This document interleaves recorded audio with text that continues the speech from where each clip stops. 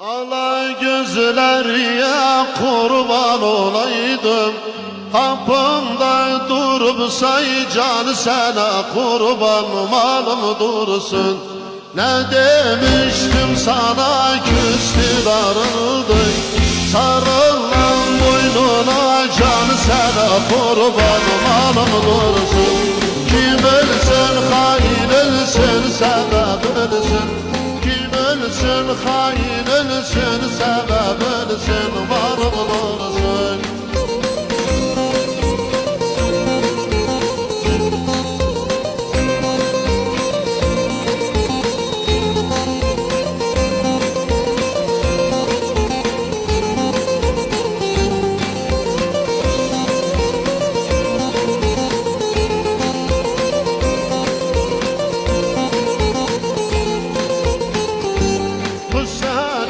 Aşkından içtim bir bağda, vermedim böyle meher geldi yada.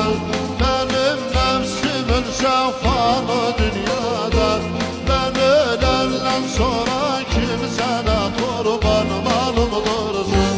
Kim ölsün hain ölsün sebep ölsün, kim ölsün hain ölsün sebep ölsün malım dursun.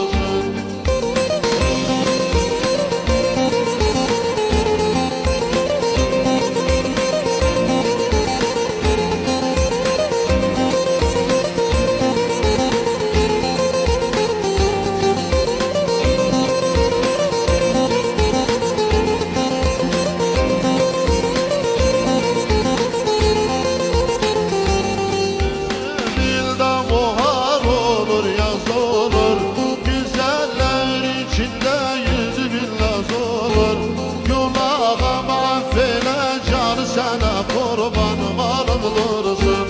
Kim ölsün hain ölsün sebep ölsün.